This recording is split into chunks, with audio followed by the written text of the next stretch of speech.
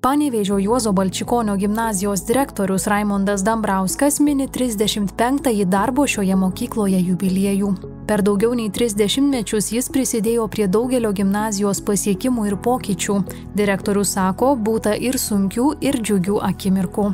Tai va, o per tuos metus, aišku, visko buvo.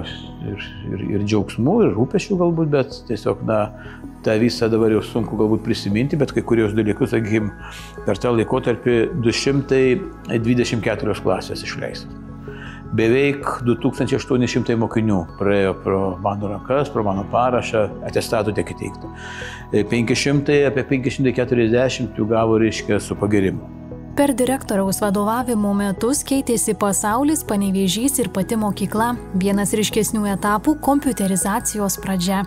Man teko patirti, kas tai yra pirmieji kompiuteriai, atsimenu, net rašiau pirmą laišką Amerikos lietuvių bendruomeniai, kad galbūt galėtų padovanoti gimnazijai nešiojimo kompiuterį, kad mes galėtume parodyti, reiškia, mokiniams, mokytojams.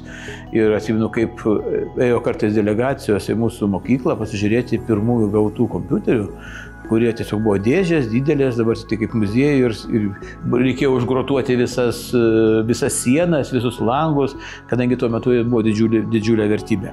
Raimondas Dambrauskas, prisimindamas šiuos darbo metus, žvelgia ir į ateitį. Ten nemažai su mokykla susijusių planų. Ko dabar irgi labai reiškia laukiam tūkstantmečio mokyklų projekto, kur vyksta projektavimo darbai ir neįgaliesiems mūsų rengtos patalpos, ir liftai mūsų gimnazijoje.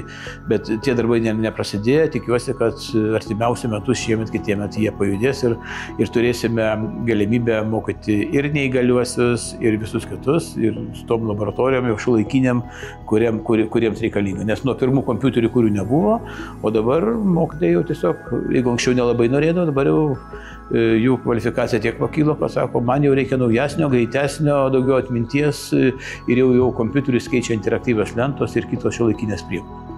Nors dabar direktorius gali džiaugtis darnių kolektyvų, jis prognozuoja, kad dėl mokytojų skaičiaus mažėjimo ateityje vis labiau populiarės nuotolinis mokymas, keisis ir visa švietimo sistema.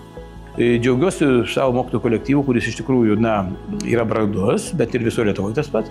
Ir, tokia išvelgiu truputį negerą tendenciją, kad gali būti po kokių 3, 5, 7 metų kai kurių dalykų tiesiog mokykloje gali nelikti mokytojų, nes niekas specialybės nesirenka, nestudijuoja, tai galbūt dabar ateis kitos technologijos, dirbtinis intelektas, gal vienas mokytojas dirbs nuotoliu ir dėstys fiziką, chemiją, biologiją, pavyzdžiui, visiems Panevėžio mokyklos mokiniams.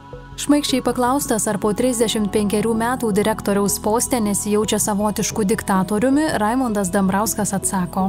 Dėl diktatorystės tai reikia, klausti bendruomenę, bet nemanau, kadangi man durys visą laiką atviros ir aš atviras iššūkiams ir sprendėme ir problemas ir negaliu nepasakyti, kad nėra problemų. Vat mūsų mokykloje mokosi visi, kurie paslapčia neparūko elektroninės cigaretės. Parūko elektroninės cigaretės ir pagaudom, ir pagaunam, ir auklėjam, ir visko būna. Bet visumoje tai aš labai džiaugiuosi ir tais mokiniais, ir tais rūkančiais, ir tais olimpiadininkais, kurie kartais ateina į šį kabinetą ir mes kažkaip tai surandam bendrą kalbą ir susitarėm, kad kas reiškia dora daryti, o kas nedora. Tai ir tuo labai aš džiaugiuosi.